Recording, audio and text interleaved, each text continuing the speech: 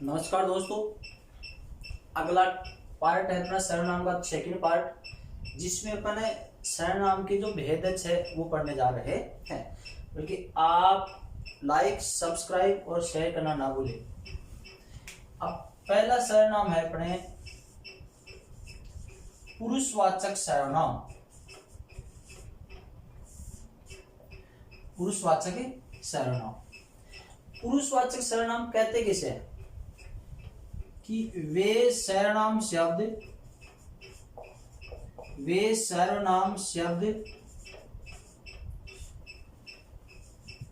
जो वक्ता,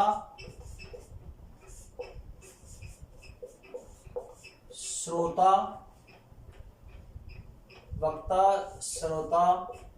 तथा किसी अन्य या तीसरे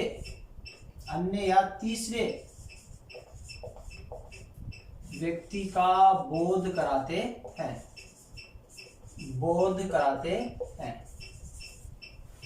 वे सर्वनाम शब्द जो वक्ता, श्रोता या किसी अन्य तीसरे व्यक्ति का बोध कराते हैं। तो पुरुषवाचक सर्वनाम है, उसके भेद कितने होते हैं? 3। पुरुषवाचक सर्वनाम के भेद कितने होते हैं?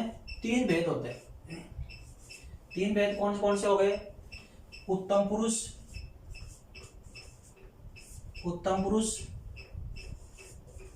पुरुषवाचक, मध्यम पुरुषवाचक और अन्य पुरुषवाचक। क्या? अन्य पुरुषवाचक। इसको अपन अगर प्रथम पुरुष कह सकते हैं तो भी सही है, अगर इसको अपन प्रथम पुरुष कहे तो भी सही माना जाता है। तो पुरुषवाचक सर्वनाम के भेद पूछ ले तो 3 बताने हैं, और अगर ऐसे पूछ ले कि सर्वनाम में पुरुष कितने होते हैं तो भी आपके 3 ही होते हैं, उत्तम, मध्यम और अन्य पुरुष। अब उत्तम पुरुष और सर्वनाम, उसमें कौन आएगा? आपका वक्ता। कौन आएगा? वक्ता।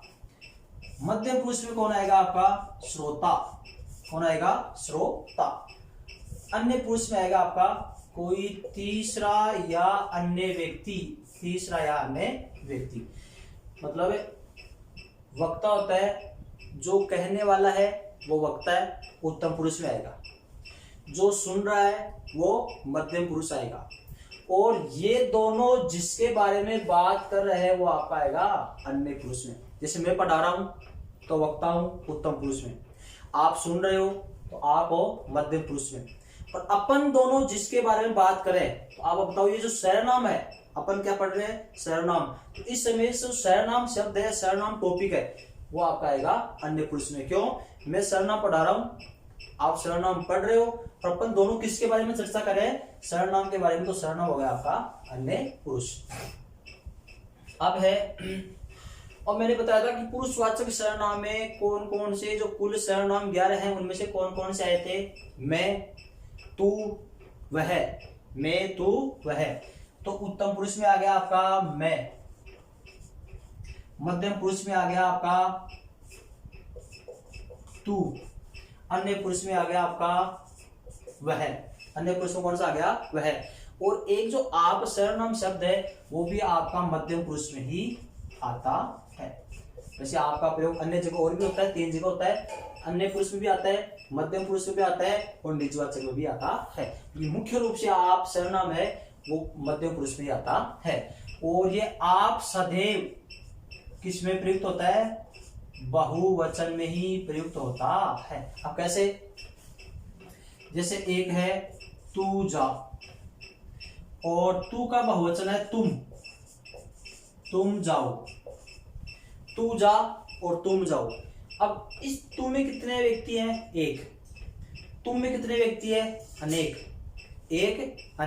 तो ये तो एक वचन, ये इसका बहुवचन। अब इन दोनों के स्थान पर आपका प्रयोग करो। इन दोनों के स्थान पर आपका प्रयोग करने पर आप जाओ, और इसका क्या बनेगा? आप जाओ। दोनों वाक्य में अंतर बताओ कि कौन सा वाक्य?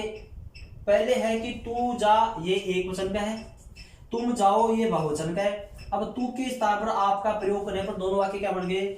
आप जाओ।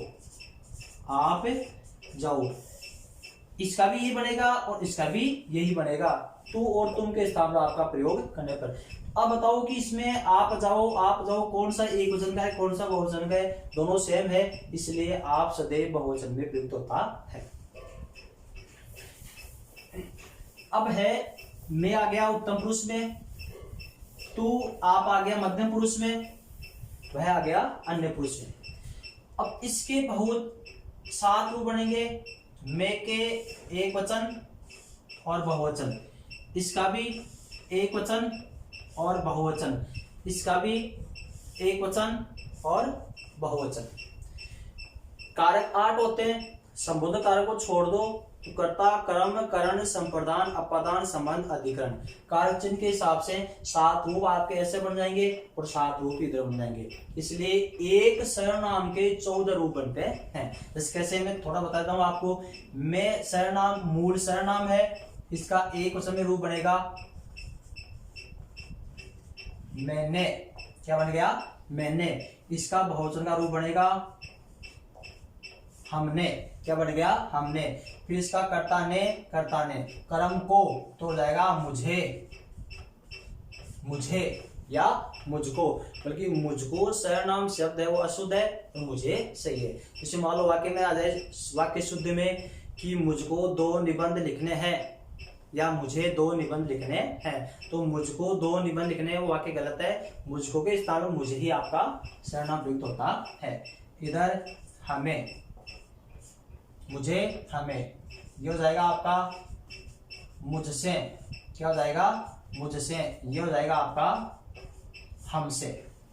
इस तरह से ये आपके बन जाएंगे। कारक चिन्ह हो गया कर्ता ने, कर्म को, करण से। अब आगे रूप बनेगा मेरे लिए, फिर हो जाएगा मुझसे, फिर मेरा, मेरी, मेरे, मुझ पर। मैं जैसे एक बताता पूरा बताता हूँ आपको। मुझसे, फिर हो जाएगा मेरे लिए, इधर हो जाएगा आपका हमारे लिए, फिर हो जाएगा इधर आपका अपादान से अलग होना मुझसे, और ये हो जाएगा आपका हमसे। फिर हो जाएगा आपका मेरा, मेरी, मेरे, इधर हो जाएगा आपका हमारा, हमारी, हमारे। फिर हो जाएगा मुझ पर और मुझ में, मुझ में। इधर हो जाएगा हम पर और हम में। इस तरह से 7 रूप बन गए, 7 रूप आपके इधर होंगे। इसी तरह से इनका हो जाएगा, जैसे तू है तो इधर हो जाएगा आपका तूने, इधर हो जाएगा आपका तुमने, फिर तुझे, इधर होगा आपका तुम्हें, इधर हो जाएगा आपका तुझसे, इधर हो जाएगा आपका बहुवचन में तुमसे। फिर हो जाएगा कर्ता ने, कर्म को, करण से तेरे लिए, इधर हो जाएगा आपका तुम्हारे लिए, फिर हो जाएगा वापस तुझसे, इधर हो जाएगा तुम्हारे,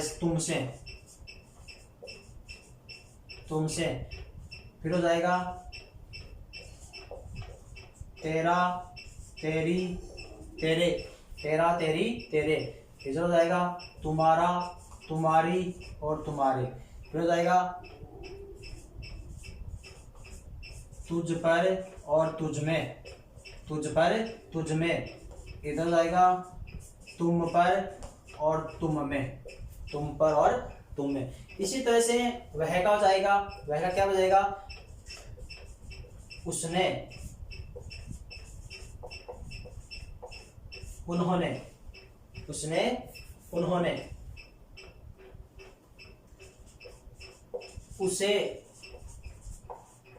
उन्हें, उससे, उनसे, उसके लिए, उनके लिए,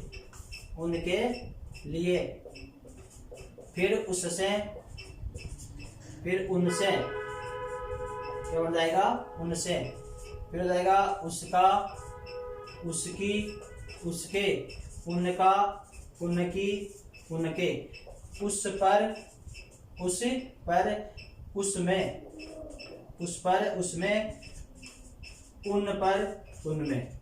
इस तरह से ये 7 रूप हो जाएंगे।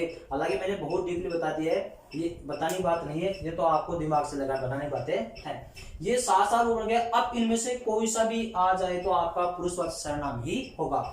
अब बच गया आप। अब इस आप का केवल बहुवचन में रूप बनेगा। वो कैसे बनेगा बताता हूं। जैसे इसके हिसाब से बताया अपन, आपने, आपको, आपसे, आपके लिए, फिर आपसे, आपका, आपकी, आपके, आप पर, आप में। इस तरह से ये तो हो गया आपका पुरुषवाचक सर्वनाम।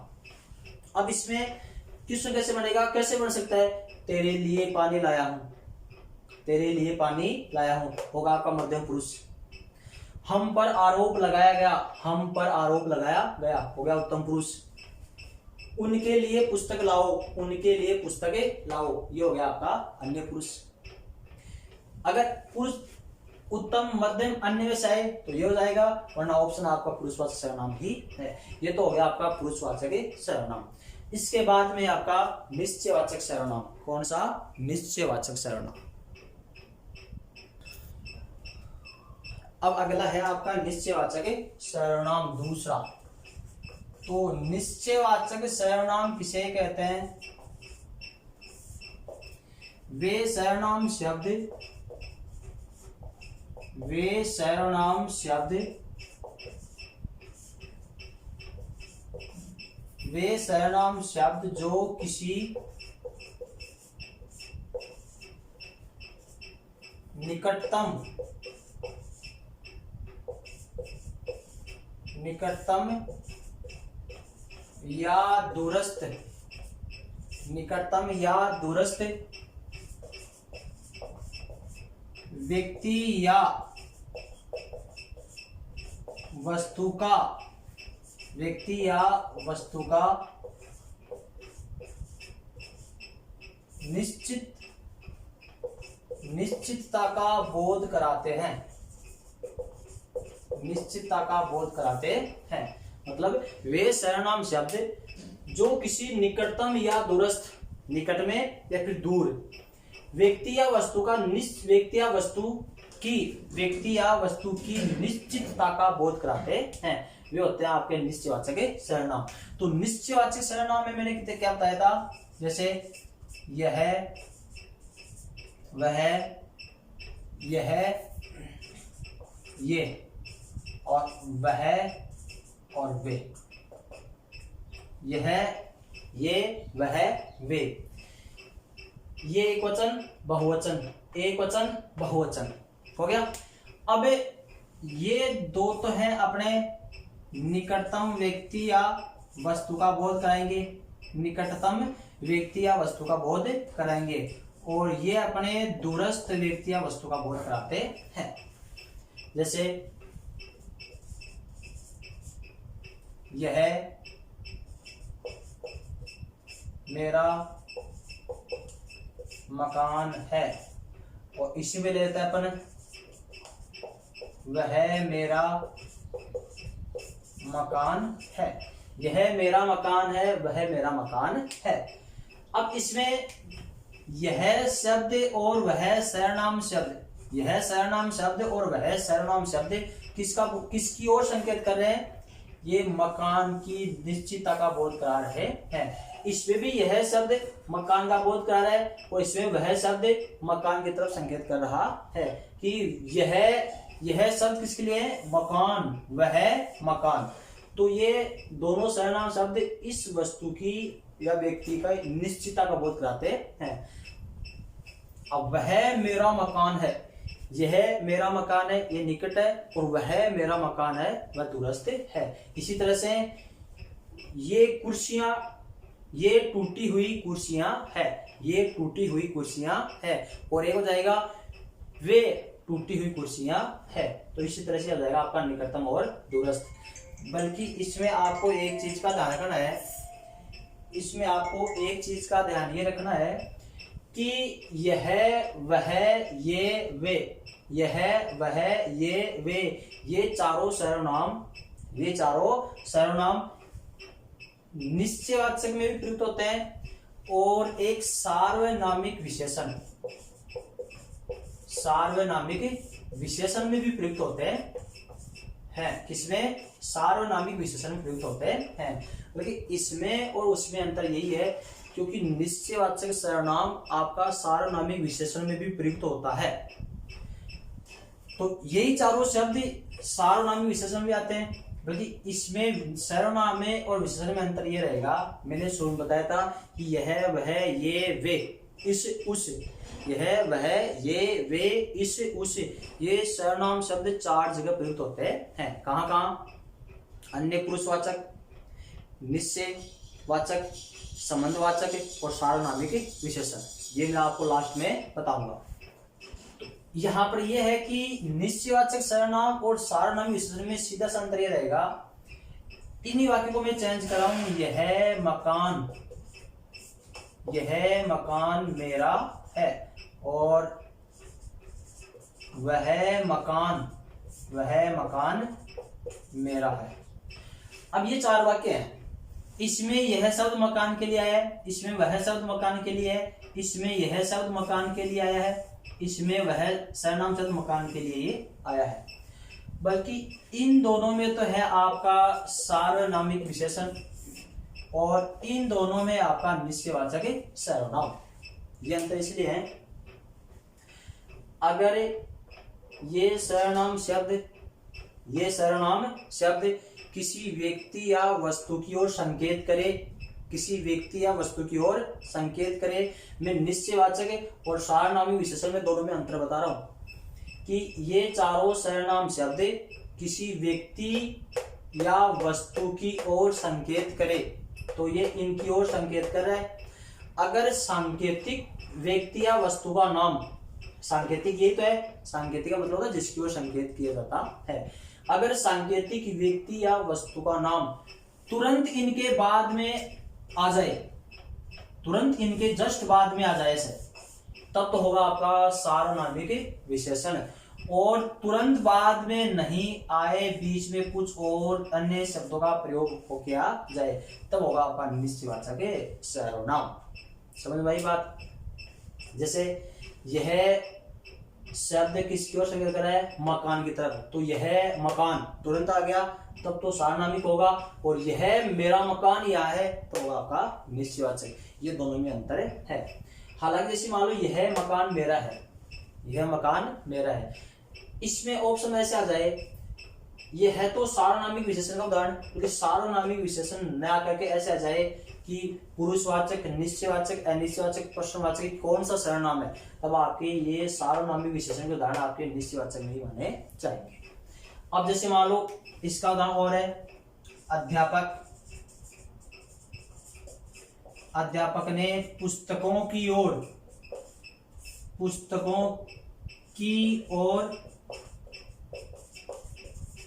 देखकर कहा, अध्यापक ने पुस्तकों की ओर देखकर कहा, वह लाना, यह लाना, वह लाना, यह लाना। एक वाक्य तो यह है। अब आपसे इससे पूछ ले कि रेखांकित शब्दों में सर्वनाम बताओ, रेखांकित शब्दों में कौन सा सर्वनाम है। इसी वाक्य को अपन चेंज करते हैं। अध्यापक ने कहा, अध्यापक ने कहा, अपने वाक्य ध्यान रखना, अध्यापक ने कहा यह पुस्तक लाना, वह पुस्तक लाना, यह पुस्तक लाना, वह पुस्तक लाना। ये कर दिया कि रेखांकित शब्द में सर्वनाम है या विशेषण है। दोनों वाक्य सेम ही है, बल्कि थोड़ा सा अंतर है। अध्यापक ने पुस्तकों की ओर देखकर कहा, किसकी ओर? पुस्तकों की ओर देखकर कहा कि वह लाना, यह लाना, यह लाना, यह लाना। हो गया? अब सुनो, अब वह और यह वह और यह, ये सर्वनाम शब्द है, ये किसकी ओर संकेत कर रहा वाक्य में? ये दोनों सर्वनाम शब्द पुस्तकों की ओर संकेत कर रहा है। तो जिसकी ओर संकेत कर रहा है वह तुरंत इनके बाद में नहीं है। तब तो ये उदाहरण है आपका निश्चयवाचक सर्वनाम का। किसका है? निश्चयवाचक सर्वनाम का। और इसमें सुना अध्यापक ने कहा पुस्तक गायब है कि यह पुस्तक लाना, वह पुस्तक लाना, यह शब्द पुस्तक की ओर संकेत करा और तुरंत उस सांकेतिक वस्तु का नाम साथ में आ रहा है। तो हो गया आपका, ये हो गया सार्वनामिक विशेषण। क्या हो गया? सार्वनामिक विशेषण। ये विशेष रूप से आप ध्यान रखना। इसमें तो वह लाना, यह लाना, ये पुस्तक की ओर संकेत करा, तुरंत बाद में नहीं है। इसमें यह पुस्तक है, वह पुस्तक तुरंत बाद में आ गया, तो सार्वनामिक विशेषण हो जाता है। तो ये तो हो गया आपका निश्चयवाचक सर्वनाम। इसमें आएंगे यह, वह, ये, वे, और ये निकटतम या दूरस्थ व्यक्ति या वस्तु की ओर संकेत करेंगे, बल्कि उसका तुरंत नाम बाद में नहीं होगा। अगर आ जाए ऐसे, जैसे वह मकान मेरा है, अगर उसमें विशेषण ऑप्शन में नहीं हो, सर्वनाम ऑप्शन में हो, तब आपका निश्चयवाचक भी माना जाता है। अगला है आपका अनिश्चयवाचक सर्वनाम।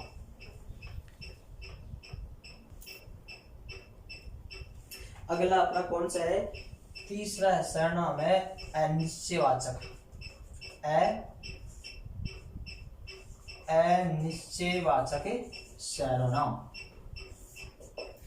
वे सर्वनाम शब्द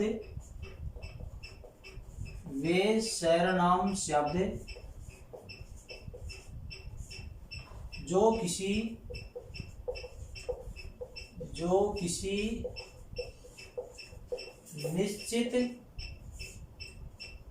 निश्चित व्यक्ति या वस्तु का बोध नहीं कराते हैं। निश्चयवाचक क्या होता है कि निश्चित व्यक्ति या वस्तु का बोध कराते हैं, और इसमें वे सर्वनाम शब्द जो किसी निश्चित व्यक्ति या वस्तु का बोध नहीं कराते हैं। अनिश्चयवाचक सर्वनाम केवल दो ही होते हैं, एक तो कोई होता है और एक होता है आपका कुछ। एक तो कोई और एक है कुछ। कोई सर्वनाम है, अनिश्चय सर्वनाम है, वो सजीव के लिए प्रयुक्त होता है, और यह आपका निर्जीव के लिए प्रयुक्त होता है। किसके लिए? निर्जीव के लिए प्रयुक्त होता है। यह विशेष रूप से ध्यान रखना। अब मैंने आपको ये बताया था कि जो निर्जीव सर्वनाम है उसका रूप नहीं बनेगा, और जो कोई सजीव सर्वनाम है उसके रूप बन जाएंगे एक वचन में और बहुवचन में। एक वचन और बहुवचन कैसे बनेगा? वही कारक चिन्ह जोड़ना है। जैसे कोई सर्वनाम शब्द है तो इसका बन जाएगा किसी, किसी ने, किन्हीं ने, किसी ने, किन्हीं ने, किसी को और किन्हीं को। इस तरह से किसी से, किसी के लिए, किसी से, किसी का, किसी की, किसी के, किसी पर, किसी में। इसी तरह से इसके रूप बन जाते हैं। अब है कुछ सर्वनाम है, कुछ निर्जीव सर्वनाम है, इसका रूप नहीं बनेगा। तो 11 में से 2 निर्जीव सर्वनाम है। तो इसका प्रयोग कैसे होगा? जैसे कोई आया था, कोई आया था,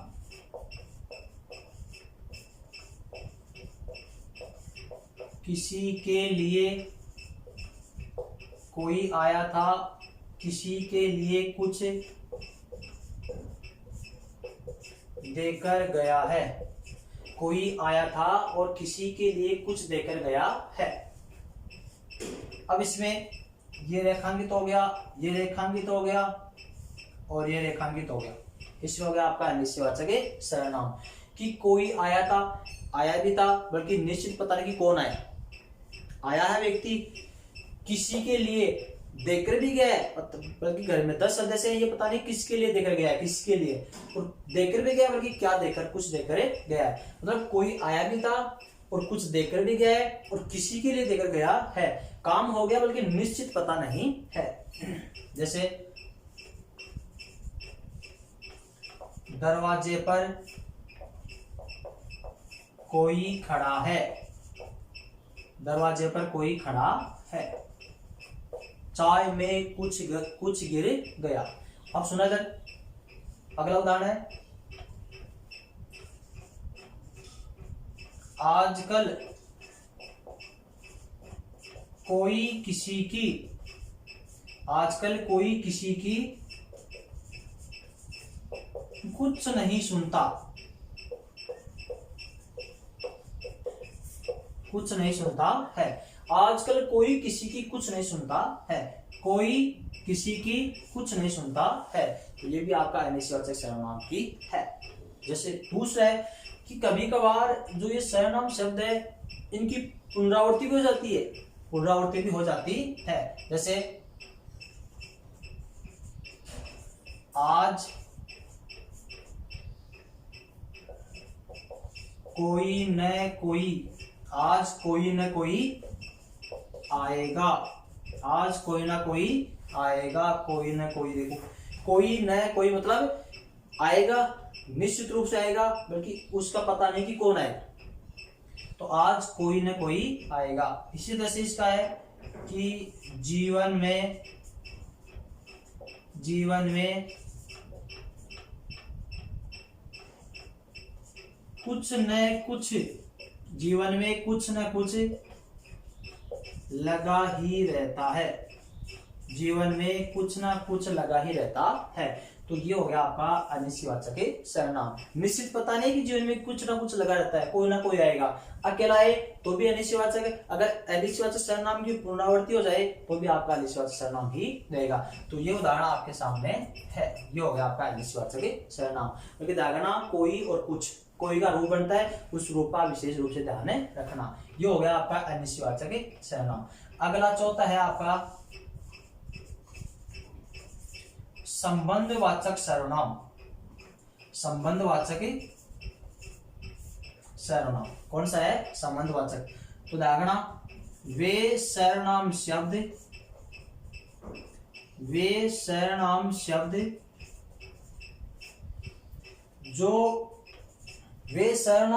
जो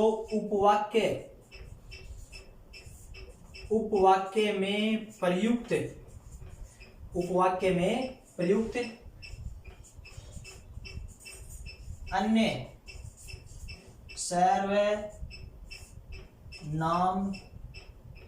सर्वनामों के साथ संबंध का बोध कराते हैं, संबंध का बोध कराते हैं। ध्यान कि वे सर्वनाम शब्द जो उपवाक्य में प्रयुक्त अन्य सर्वनामों के साथ में संबंध का बोध कराते हैं, वो हो गया आपके संबंधवाचक सर्वनाम। इसमें मुख्य रूप से तो आपके जैसे आते हैं जो और सो। जो सो का रूप होता है वह।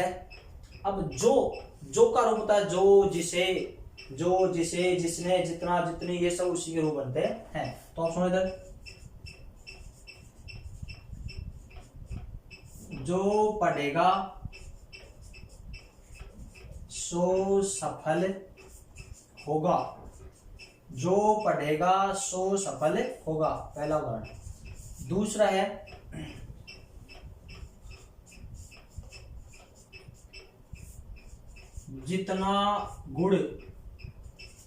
जितना गुड़ डालोगे उतना ही मीठा होगा, जितना गुड़ डालोगे उतना ही मीठा होगा।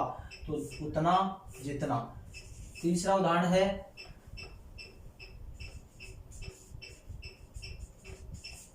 जिसकी लाठी उसकी भैंस, जिसकी लाठी उसकी भैंस। अब देखो इधर, अब संबंधवाचक सर्वनाम में दो सर्वनाम होते हैं। एक तो हो गया आपका संबंधवाचक सर्वनाम, एक तो हो गया संबंधवाचक सर्वनाम, और दूसरा हो गया सह संबंधवाचक सर्वनाम। सह संबंधवाचक सर्वनाम, एक तो हो गया संबंधवाचक सर्वनाम, एक हो गया सह संबंधवाचक सर्वनाम। तो ध्यान रखना संबंधवाचक सर्वनाम कौन सा होता है? जो संबंध स्थापित करता है वो तो संबंधवाचक है, और जिसके साथ में संबंध स्थापित किया जाता है वो है आपका सह संबंधवाचक सर्वनाम। अब इसके रूप देखो क्या क्या बनते हैं, जो सो, इसका बजाय जैसे मान लो जितना, उतना, जिसकी, उसकी, यथा, तथा, जैसे, वैसे, ज्यों त्यों, ज्यों त्यों। मतलब जो शब्द जोड़े के साथ में आते हैं, युग्म शब्दों के साथ में आते हैं, जोड़े के साथ में, वो सारे आपके इसमें आते हैं। जैसे जेते पांव पसारिए तेते लंबी सोर, ज्यों ही चोर आया त्यों ही पुलिस फरार हो गई। फरार कोई भी हो पर वाक्य सही है। इस तरह से अब जो और सो, जितना, उतना, जिसकी, उसकी, दो सर्वनाम है। तो ये जो संबंधवाचक सर्वनाम है इस सो के साथ में संबंध स्थापित कर रहा है, तो ये जो तो जाएगा आपका संबंधवाचक सर्वनाम और सो जाएगा आपका सह संबंधवाचक सर्वनाम। जितना गुड़ उतना मीठा, क्योंकि संबंधवाचक सर्वनाम के बगैर सह संबंधवाचक सर्वनाम अकेला नहीं आ सकता है। पहले संबंधवाचक सर्वनाम आएगा तो ही आपका सह संबंधवाचक सर्वनाम आएगा, वरना इसका अर्थ अकेले का नहीं निकलता। जैसे इसको हटाओ, अपन इतना पढ़ते हैं, उतना मीठा, उतना मीठा। अब उतना मीठा का अर्थ नहीं निकलता है, इसलिए इसका अर्थ निकालने के लिए इसको लिखना पड़ेगा कि जितना गुड़ उतना मीठा। इसलिए ये संबंधवाचक सर्वनाम हो गया और ये सह संबंधवाचक सर्वनाम। संबंधवाचक सह संबंधवाचक, तो ये संबंधवाचक सर्वनाम दूसरे सर्वनाम के साथ में संबंध का बोध कराते हैं। ये हो गया आपके संबंधवाचक सर्वनाम। इसके तो उदाहरण अलग होते हैं, तो देखते समझ में आ जाता है। अगला है अपना प्रश्नवाचक। कौन सा है? प्रश्नवाचक। अगला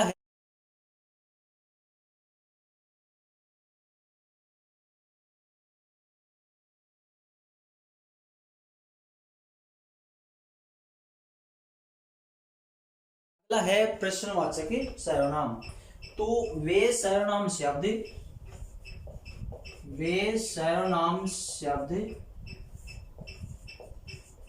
जो प्रश्न का बोध कराते हैं। किसका बोध कराते हैं? प्रश्न का बोध कराते हैं। अब प्रश्नवाचक सर्वनाम दो है, एक तो है क्या, एक है कौन। ये निर्जीव के लिए प्रयुक्त होता है और ये सजीव के लिए प्रयुक्त होता है। ये निर्जीव के लिए प्रयुक्त होता है और ये सजीव के लिए प्रयुक्त होता है। बल्कि कभी कभार जो कौन सर्वनाम शब्द सजीव के लिए प्रयुक्त होता है वह निर्जीव के लिए भी प्रयुक्त हो जाता है। जैसे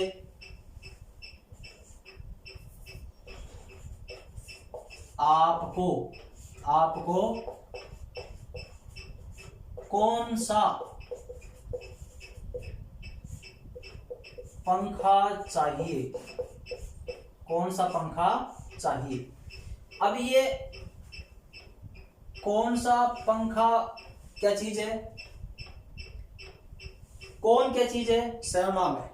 कौन क्या है? सर्वनाम है, सर्वनाम। बल्कि अब यहां पर सा जोड़ने के बाद में क्या, सा जोड़ते ही कौन सा पंखा। अब इसका मतलब है ये कौन सा पंखा इसके लिए आ रहा है, पंखे के लिए। तो ये अब यहाँ पर सर्वनाम का काम नहीं कर रहा है। क्या नहीं कर रहा है? सर्वनाम का काम नहीं कर रहा है। ये इस संज्ञा की विशेषता बता रहा है। किसकी बता रहा है? संज्ञा की विशेषता बता रहा है। और वैसे एक बात का विशेष रूप से ध्यान रखना कि सर्वनाम शब्दों से अगर विशेषण बनाना है, अगर सर्वनाम शब्दों से अपन विशेषण बनाते हैं तो सा और सी जोड़ दो। सा और सी जोड़ने के बाद में सीधे विशेषण ही बनते हैं। जैसे आप, आपसा, अपना, अपना सा, मुझे, मुझसा, और कौन, कौन सा, कोई, कोई सा।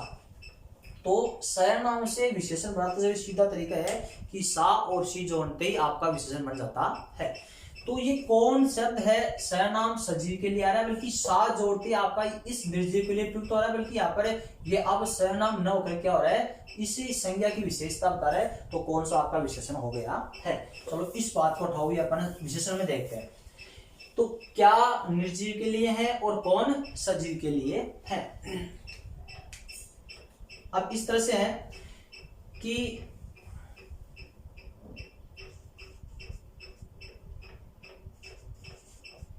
आपको क्या पढ़ना है, आपको क्या पढ़ना है, इसमें क्या गया तो ये हो गया आपका प्रश्नवाचक। वैसे प्रश्नवाचक शब्द कितने होते हैं? 6। कितने होते हैं? 6। कौन कौन से? कब, कहाँ, कौन, क्या, कैसे, क्यों। कब, कहाँ, कौन, क्या, कैसे, क्यों, ये 6 प्रश्नवाचक शब्द होते हैं। अगर किसी भी वाक्य में इनका प्रयोग कर दिया जाता है तो उसके अंत में पूर्ण विराम चिन्ह के स्थान पर प्रश्नवाचक चिन्ह ही लगता है। तो ये 6 प्रश्नवाचक शब्द होते हैं। इनको अपन क्या कहते हैं हिंदी में? 6 कैकार। क्या कहते हैं इनको?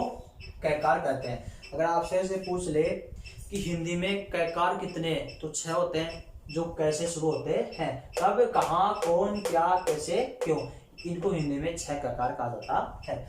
अब इनमें से अपने प्रश्नवाचक सर्वनाम में 2 ही प्रश्नवाचक शब्द ले रखे हैं, एक तो कौन और एक क्या। ये सजीव के लिए है, ये निर्जीव के लिए है।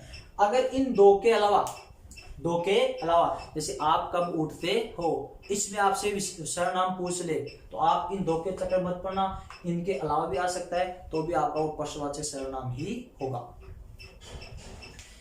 आपको क्या पढ़ना है, ये हो गया आपका प्रश्नवाचक सर्वनाम। दूसरा जैसे मान लो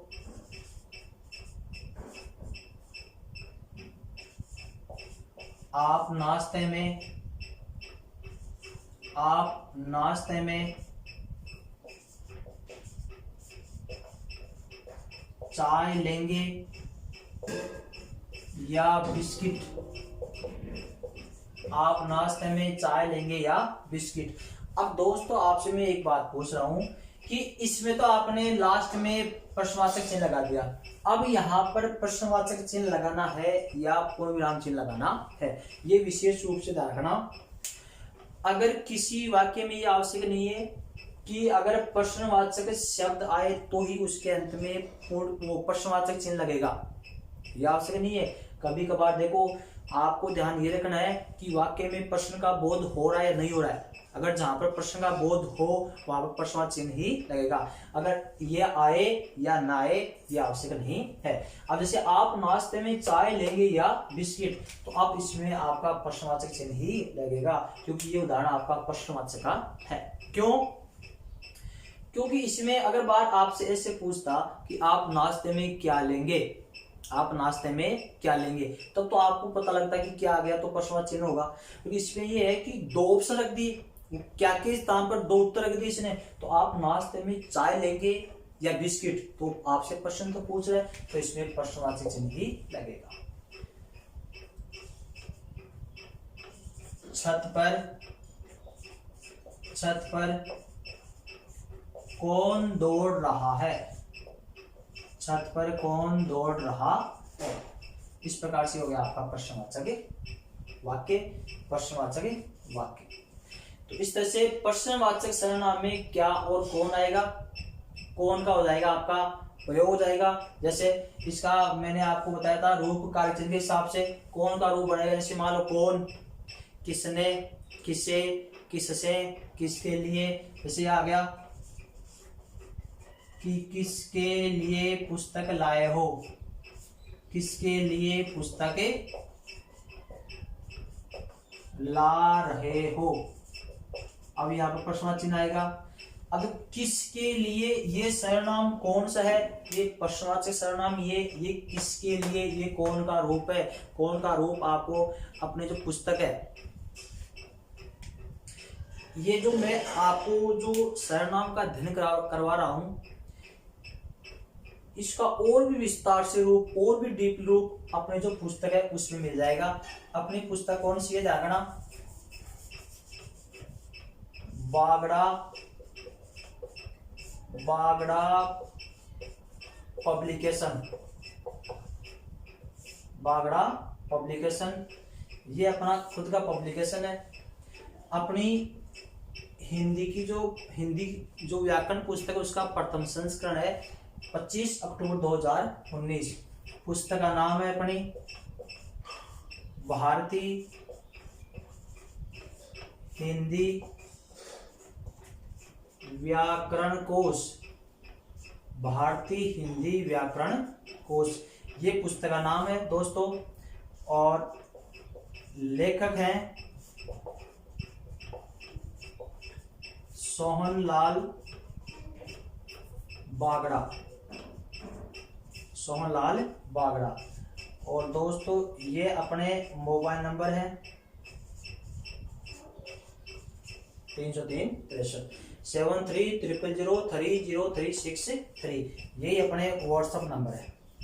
तो अगर आपको अच्छा जो मैटर अच्छा लग रहा है, हालांकि मैटर पढ़ाने में जो अपन जो भी टॉपिक पढ़ रहे हैं उसमें कोई कमी नहीं है, फिर भी इसका और भी डीपली और भी विस्तार से पढ़ना है तो यह बागड़ा पब्लिकेशन के नाम से है। ये पुस्तक का नाम है, लेखक सोहनलाल बागड़ा है, जो मैं आपको पढ़ा रहा हूं।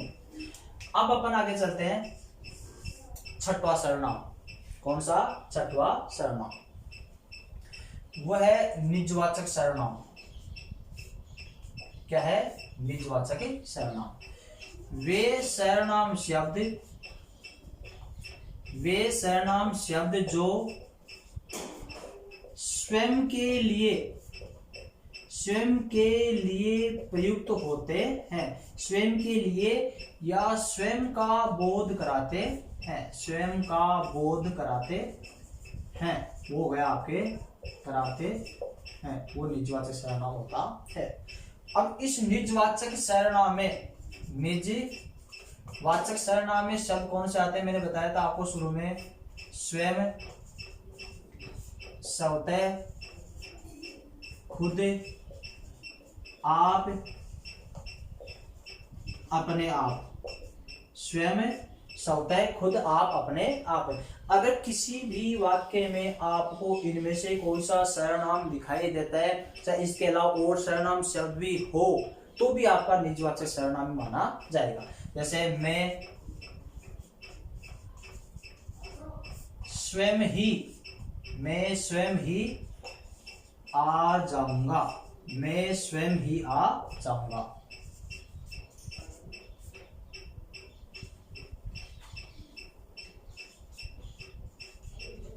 मैं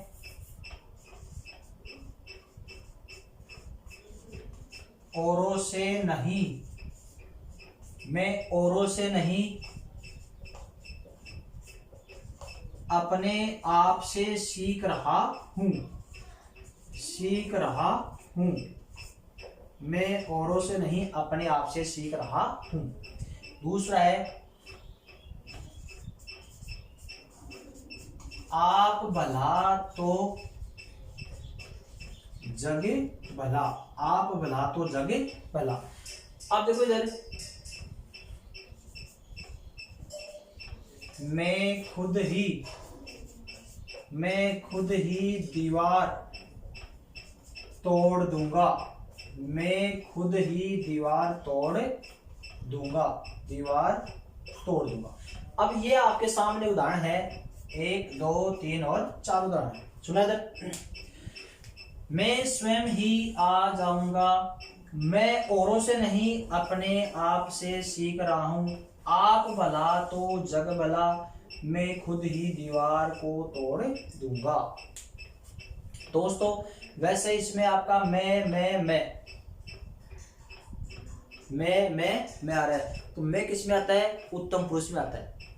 अगर किसी भी वाक्य में चाहे कोई सा पुरुष हो, मैं मध्यम पुरुष का, उत्तम पुरुष का, अन्य पुरुष का उदाहरण हो, चाहे शब्द हो, अगर उस वाक्य में स्वयं, स्वतः, खुद, आप, अपने आप सर्वनाम शब्द प्रयुक्त हो जाते हैं तो वहां पर निजवाचक ही माना जाएगा। अब यहाँ पर उत्तम पुरुष का महत्व नहीं है, यहाँ पर स्वयं का महत्व है, क्योंकि इसमें ये जो स्वयं शब्द है ना, मैं स्वयं ही आ जाऊंगा, ये स्वयं इस खुद के लिए आ रहा है, खुद का बोध करा रहा है कि मैं स्वयं ही आ जाऊंगा, मैं औरों से नहीं अपने आप से सीख रहा हूं।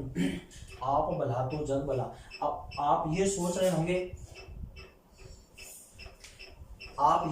होंगे कि इसमें जो आप है वो तो मध्यम पुरुष में आता है, आप वो मध्यम पुरुष में आता है, क्योंकि मध्यम पुरुष में इस आप में अंतर है। जैसे बाहर आप मैं ऐसे बोलूँ आके कि आप घर जाओ, आप घरे जाओ, अब उसमें भी आप है। अब ये आप सर्वनाम शब्द है, वो आप घर जाओ ये श्रोता का बोध करा रहा, सामने वाले का बोध करा रहा है, उसमें मध्यम पुरुष है। बल्कि ये क्या कर रहा है, आप भला तो जग भला। अब आप शब्द यहाँ पर स्वयं का बोध कर रहा है कि मैं खुद भलाऊंगा तो संसार भी मेरे लिए भलाई का कार्य करेगा। उस वाक्य में और इस वाक्य में अंतर है। आप घर जाओ ये सामने वाले के लिए कहा जा रहा है, मध्यम पुरुष में आएगा। आप भला तो जग भला, ये आप शब्द स्वयं का बोध करा रहा है। जैसे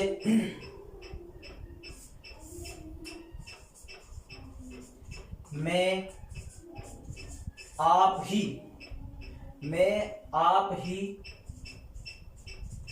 पढ़ाई कर लूंगा, मैं आप ही पढ़ाई कर लूंगा। अब देखो इसमें जो आप है वो किसी सामने वाले के लिए आ रहा है, वो खुद के लिए आ रहा है। इसमें जो शब्द है सर्वनाम इसके लिए आ रहा है, ये कर्ता के लिए बोध कर रहा है, तो ये आपका होगा निजवाचक सर्वनाम। मैं खुद ही आ जाऊंगा निजवाचक, आप भला तो निजवाचक, अपने आप से सीख रहा हूं निजवाचक, स्वयं आ जाऊंगा तो भी निजवाचक। आप तो विशेष रूप से देखना अगर किसी भी शब्द में इनका प्रयोग किया जाए, फिर चाहे कोई सा भी सर्वनाम हो तो उसमें निजवाचक ही माना जाएगा। अब आपकी दिक्कत आ रही है तो मैं आपको अगले वीडियो में बताऊंगा। मैंने शुरू में बताया था ये अपने सर्वनाम के 6 भेद पूरे हो गए हैं। फिर भी मैंने बताया था कि आप सर्वनाम शब्द का प्रयोग 3 जगह होता है, अन्य पुरुष, मध्यम पुरुष और निजवाचक में। इन तीनों में अंतर बताऊंगा अब मैं अगले वीडियो में। यह वह ये वे इस उस इनका प्रयोग 4 जगह होता है, अन्य पुरुष में, निश्चयवाचक में, संबंधवाचक में और एक सार्वनामिक विशेषण में। इन चारों में अंतर भी आपको मैं स्पष्ट रूप से बताऊंगा, तो वो अब आपको अगले वीडियो में जो सर्वनाम का तीसरा पार्ट है वो आगे।